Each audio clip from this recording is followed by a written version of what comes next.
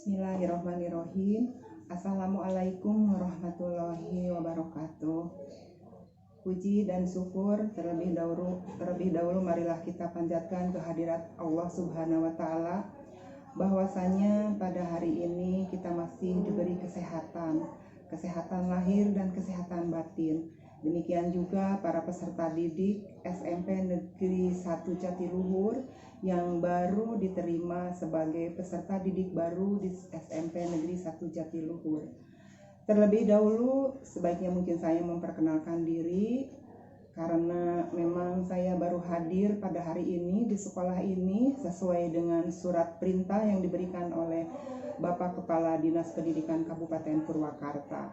Saya diberi tugas oleh Bapak Kepala Dinas Pendidikan Kabupaten Purwakarta sebagai PLT Kepala Sekolah di SMP Negeri 1 Jatiluhur ini menggantikan Bapak Kepala Sekolah yang telah meninggal dunia pada tanggal 12 Juli tahun 2020, yaitu almarhum Bapak Toto Ismanto SPD.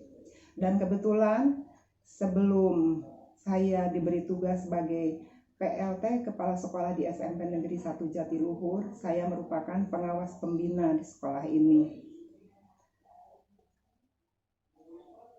Jadi sejak tanggal 13 Juli 2020 saya resmi menerima tugas, mengemban tugas sebagai PLT di sekolah ini.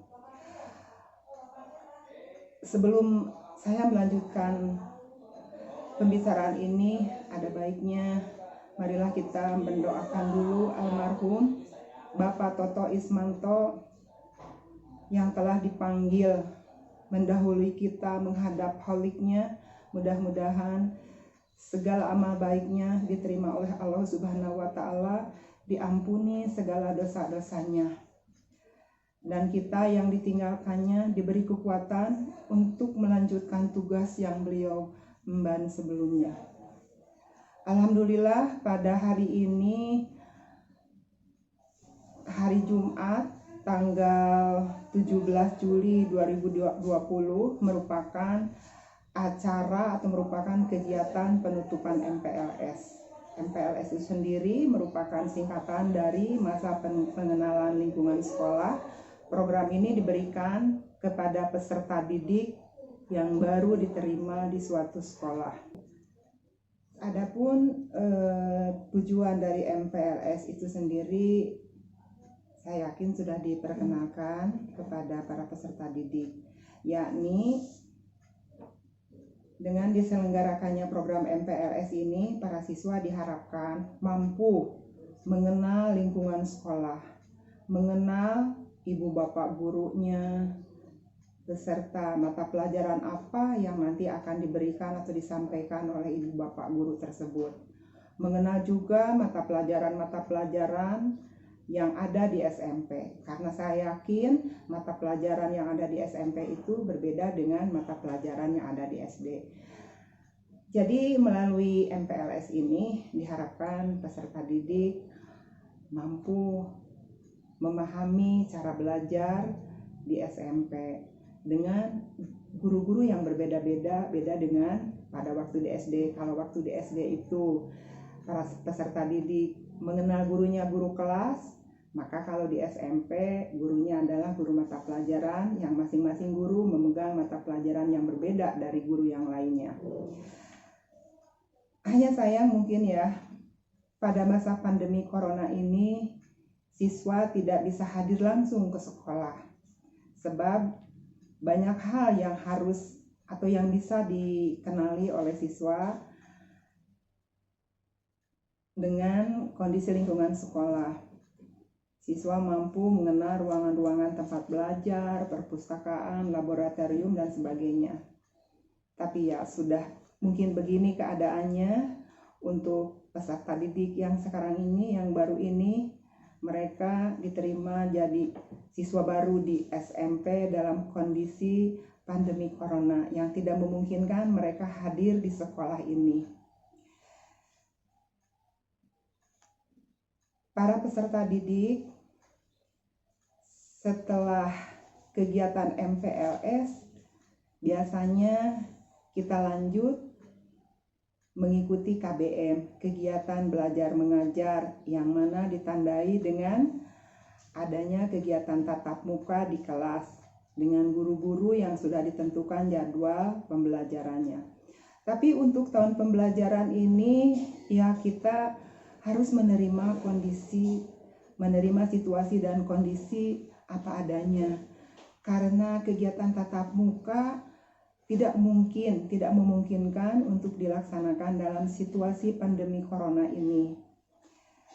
Mungkin kita berharap mudah-mudahan situasi pandemi corona ini cepat berlalu, karena saya yakin para peserta didik yang baru semuanya ingin hadir di SMP Negeri 1 Jatiluhur ini mengikuti KBM seperti biasa, tatap muka dengan ibu bapak guru semuanya. Jadi kita hanya bisa berdoa, mudah-mudahan situasi yang begitu menyedihkan ini cepat berlalu. Namun tidak berarti dalam situasi pandemi corona ini KBM tidak ada. Mungkin hanya metodenya saja yang berubah. Kalau dulu KBM itu metodenya itu dengan tatap muka, para siswa langsung, peserta didik langsung berinteraksi dengan ibu bapak guru mata pelajaran. Nah, kalau sekarang metodenya dengan menggunakan metode daring, metode pendidikan jarak jauh. Artinya antara siswa dan peserta didik tidak bertemu. Hanya mungkin bisa dipertemukan dengan media yang berupa media dalam jaringan atau yang sering dikenal dengan media online. Kebetulan mungkin para peserta didik sudah banyak yang memiliki laptop atau HP, gadget, itu bisa dijadikan sebagai media untuk pembelajaran nanti ya. Jadi nanti KBM itu tatap muka itu, KBM yang berbentuk tatap muka itu diganti dengan PJJ, pembelajaran jarak jauh. Jadi sekali lagi, pembelajaran jarak jauh itu ibu bapak guru dan peserta didik tidak bertemu dalam suatu ruangan. Hanya mungkin nanti pertemuannya itu melalui tadi ya media. Medianya bisa media daring dalam jaringan, bisa juga media luring di luar jaringan. Kalau media daring mungkin bisa menggunakan WA ya, melalui HP itu bisa menggunakan Zoom meeting, bisa video call, bisa Google Classroom, dan mungkin penilaiannya bisa menggunakan Google Form. Adapun bagi peserta didik yang tidak memiliki HP atau laptop, itu nanti sekolah juga menyiapkan metode luring, luar jaringan. Itu nanti mungkin materi pembelajaran dan penugasannya akan difotokopi oleh pihak sekolah dan nanti diambil ke sekolah oleh orang tua. Jadi tidak oleh peserta didik langsung. Jadi saya berharap nanti orang tua mengambil materi pembelajaran ke sekolah. Bagi peserta didik yang tidak memiliki fasilitas atau tidak memiliki sarana untuk mengikuti pembelajaran dengan media daring. Apapun bentuknya, apakah itu mau luring, mau daring, yang terpenting adalah inisiatif, semangat, motivasi dari para siswa untuk mengikuti pembelajaran. Saya yakin metode pembelajaran dengan PJJ ini dengan tidak adanya tatap muka tidak akan mengurangi keberhasilan atau kesuksesan peserta didik di dalam belajar. Karena yang terpenting itu adalah semangat, kemauan, inisiatif dari peserta didik itu untuk menguasai berbagai materi pelajaran yang diberikan oleh ibu bapak guru. Jadi sekali lagi harapan dari pihak sekolah nanti ketika ibu bapak guru membuat jadwal untuk pertemuan melalui daring tadi, peserta didik semuanya harus mengikuti. Jangan sampai karena tidak bertemu langsung dengan ibu bapak guru, saya tidak akan mengikuti. Nah itu nantinya akan rugi sendiri. Karena peserta didik nantinya tidak akan mendapatkan pembelajaran yang diberikan oleh ibu bapak guru. Jadi sekali lagi kita tetap semangat meskipun mungkin baru ya kita mengalami hal seperti ini. Pembelajaran dengan menggunakan metode jarak jauh, peserta didik tidak bertemu dengan gurunya. Tapi ini jangan dijadikan kendala, jangan dijadikan alasan bagi peserta didik untuk berleha-leha tidak mengikuti pembelajaran. Nantinya peserta didik sendiri yang rugi. Di samping itu, saya pun sangat berharap kepada orang tua siswa bahwa di dalam pembelajaran jarak jauh ini partisipasi dari orang tua siswa itu sangat penting. Karena biasanya kalau tanpa bimbingan, tanpa motivasi dari orang tua, siswa itu kurang memiliki motivasi, kurang memiliki inisiatif untuk mengikuti pelajaran. Jadi saya sangat berharap demi kemajuan putra-putri kita semua, agar orang tua senantiasa memantau, memotivasi, bahkan mungkin mendampingi para putra-putrinya selama mereka mengikuti pembelajaran jarak jauh ini. Akhirnya kita berharap mudah-mudahan situasi yang demikian genting, situasi yang demikian mengkhawatirkan semua pihak cepat berlalu. Kita juga tidak ingin pembelajaran berjalan terlalu lama dengan PJJ. Saya yakin peserta didik ingin datang ke sekolahnya yang baru, ingin bertemu, berkenalan dengan ibu bapak gurunya yang baru, ingin mengenal gedung-gedung sekolahnya. Karena saya yakin akan ada perbedaan fasilitas, sarana prasarana di SD dengan di SMP.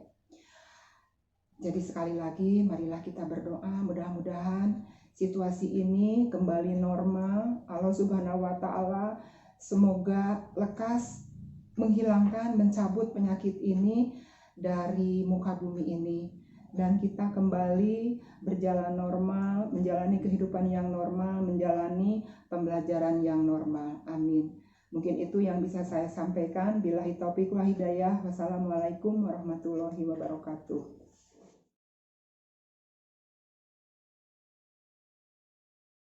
Assalamualaikum warahmatullahi wabarakatuh. Saya Sabtu Asep Mulyono, Babinsa Desa Cikau Bandung, Koramil 1905 Jatiluhur, menyampaikan kepada para siswa-siswi SMPN 1 Jatiluhur, di dalam masa pandemi Corona atau COVID-19 ini, kalian harus tetap menjaga kesehatan.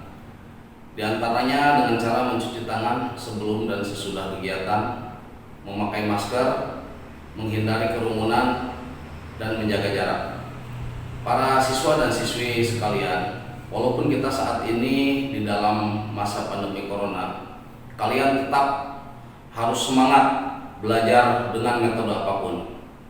Tanamkan di dalam diri kalian semangat pantang menyerah demi masa depan kalian, demi masa depan bangsa dan negara kita. Jadilah generasi-generasi yang tangguh, bukan generasi yang rapuh. Selalu berdoa, tingkatkan keimanan dan ketakwaan kita kepada Tuhan Yang Maha Esa. Hormati orang tua dan guru, selalu jaga kesehatan, dan hindari hal-hal yang dapat merugikan kalian. Terus semangat belajar untuk meraih cita-cita.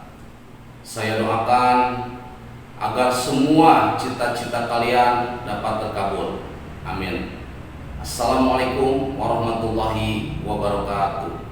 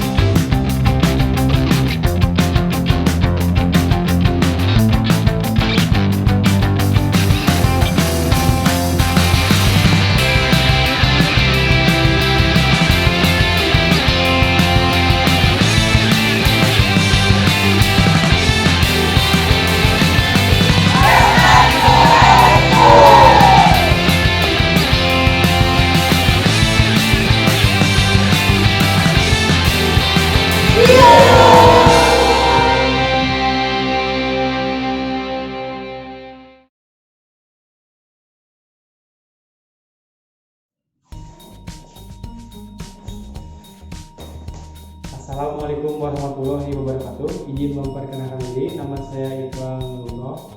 Saya sebagai Ketua OSIS SMPN 1 periode 2019-2020. Tugas saya sebagai Ketua OSIS SMPN 1 adalah membuat mengesahkan seluruh keputusan dan kebijakan organisasi OSIS, bertanggung jawab mengordinasikan dan mengorganisasikan seluruh program kerja sekolah. OSIS organisasi siswa inter sekolah. OSIS adalah suatu organisasi di bidang tingkat sekolah SMP dan SMA. Sekian, terima kasih.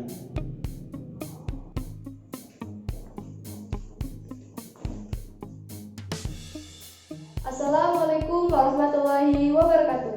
Perkenalkan, nama saya Putri Nur Aisyah. Saya sebagai Wakil Ketua OSIS SMP Negeri 1 Jatiluhur periode 2019-2020. Di sini saya akan menjelaskan apa itu OSIS dan manfaat OSIS. OSIS adalah organisasi yang mendorong kegiatan atau event-event yang ada di sekolah. OSIS juga berfungsi untuk mengembangkan kemampuan siswa-siswi untuk berkreasi. Manfaat OSIS adalah sebagai tempat untuk mengembangkan keterampilan yang di luar pelajaran sekolah. Sekian dan terima kasih. Wassalamualaikum warahmatullahi wabarakatuh.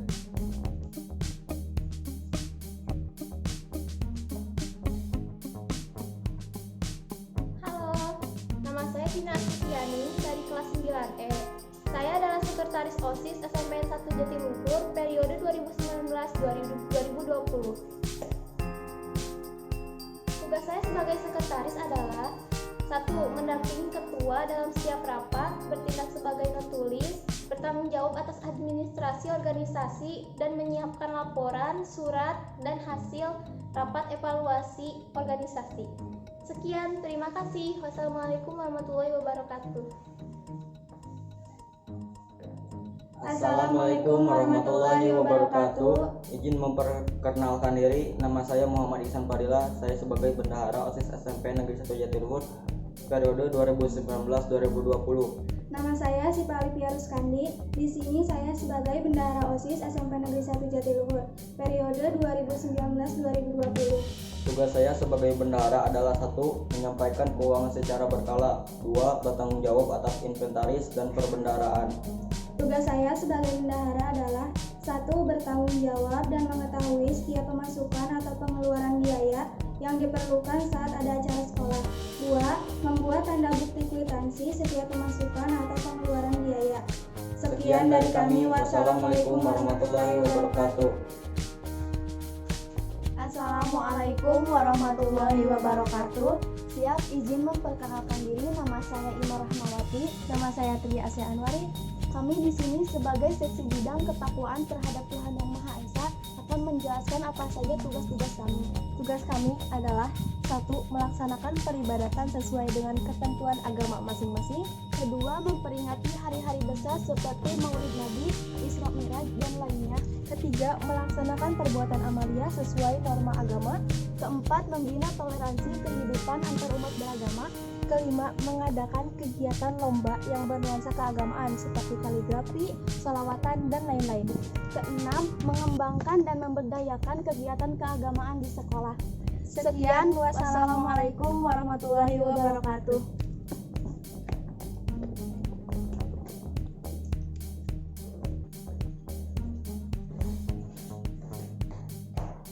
Assalamualaikum warahmatullahi wabarakatuh.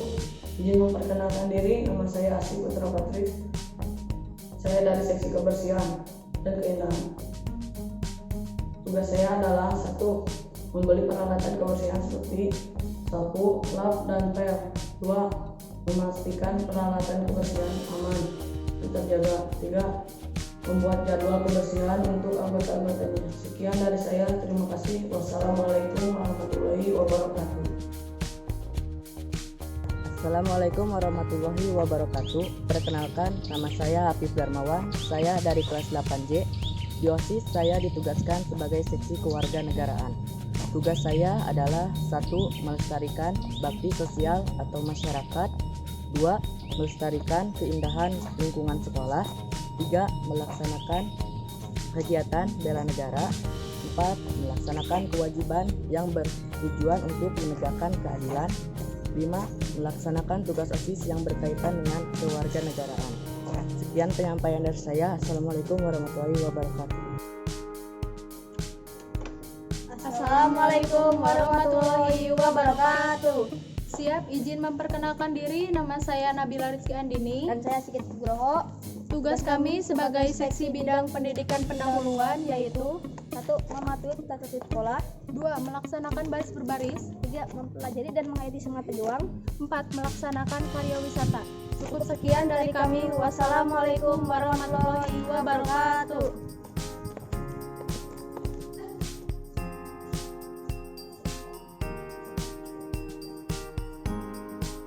Assalamualaikum warahmatullahi wabarakatuh. Siap, izin memperkenalkan diri. Nama saya Dena Aulia. Tugas saya sebagai seksi di bidang resepsi, apresiasi, dan kreasi seni. Tugas-tugas saya adalah 1. Pentas seni. Bisa dimanfaatkan untuk menyalurkan bakat siswa seperti menyanyi. 2. Membuat ekstrakurikuler kesenian seperti drum band, akustik, dan paduan suara. Sekian, wassalamualaikum warahmatullahi wabarakatuh.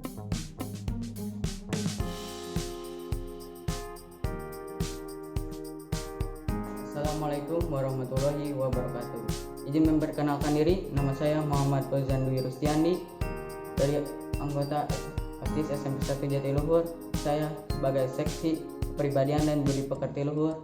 Tugas saya adalah yang pertama, berupaya melaksanakan tata krama siswa dan menegur siswa yang tidak bertata krama.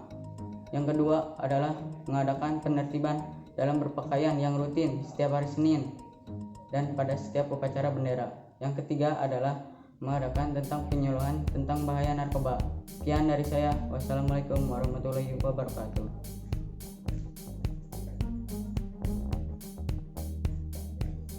Assalamualaikum warahmatullahi wabarakatuh. Siap, izin memperkenalkan diri. Nama saya Emre Adi Prayogo, OSIS SMP Negeri 1 Jatiluhur. Di OSIS saya bertugas sebagai seksi organisasi pendidikan, politik, dan kepemimpinan. Di OSIS saya bertugas yaitu pertama, memantapkan dan mengembangkan program organisasi. Kedua, melaksanakan latihan dasar kepemimpinan bagi siswa. Ketiga, memantapkan dan mengembangkan peran siswa di dalam OSIS sesuai dengan tugasnya masing-masing. Keempat, melaksanakan kegiatan dengan prinsip kejujuran, transparan, dan profesional. Itulah tugas-tugas saya di dalam OSIS. Sekian dari saya. Assalamualaikum warahmatullahi wabarakatuh. Assalamualaikum warahmatullahi wabarakatuh. Sebelumnya izin memperkenalkan diri. Nama saya Muhammad Desyarul Atab dan saya dari kelas 8B. Nama saya Hana Raisa Ajara dari kelas 8E. Kami perwakilan dari anggota OSIS SMP Negeri 1 Jatiluhur. Kami ditugaskan sebagai seksi keterampilan dan kewirausahaan. Tugas-tugas kami di sini adalah 1. Meningkatkan usaha koperasi sekolah atau siswa. 2. Melaksanakan praktik kerja lapangan. 3. Membuat keterampilan yang bermanfaat untuk sekolah, seperti membuat keterampilan dari bahan-bahan bekas. 4. Mengadakan bakti sosial seperti bazar dan pasar murah. 5. Memberi pengarahan kepada siswa-siswa lain tentang keterampilan dan kewirausahaan. 6. Mengadakan acara yang bisa menuangkan keterampilan siswa. 7. Memanfaatkan koperasi sekolah dalam bentuk kewirausahaan siswa. Sekian dari kami. Wassalamualaikum warahmatullahi wabarakatuh. Assalamualaikum warahmatullahi wabarakatuh. Siap, izin memperkenalkan diri. Nama saya Hairani Diatri Hartati. Saya di sini sebagai seksi Gerakan Disiplin Nasional. Saya akan menjelaskan tentang Gerakan Disiplin Nasional. Pendisiplinan adalah usaha-usaha menanamkan nilai ataupun pemaksaan agar subjek memiliki kemampuan untuk menaati sebuah peraturan. Kebiasaan yang kita lakukan menentukan masa depan kita. Kebiasaan yang baik akan menghasilkan kebaikan. Begitu pula sebaliknya. Secara psikologis diungkapkan bahwa manusia memiliki sifat seperti cenderung bermas-masan, ingin hidup seenaknya, mengikuti keinginan hatinya, dan keinginan untuk melanggar peraturan-peraturan yang ada. Sekian, wassalamualaikum warahmatullahi wabarakatuh. Assalamualaikum warahmatullahi wabarakatuh. Siap, izin memperkenalkan diri. Nama saya Dila Putri Febrianti. Saya dari seksi bidang kesegaran jasmani dan daya kreasi. Tugas-tugas saya adalah 1. Bekerja sama dengan pihak sekolah untuk melaksanakan senam bersama seminggu sekali. 2. Bekerja sama dengan pihak sekolah untuk melaksanakan bersih-bersih sekolah setiap seminggu sekali. Sekian, wassalamualaikum warahmatullahi wabarakatuh. OSIS sepenjak sukses. Yeay!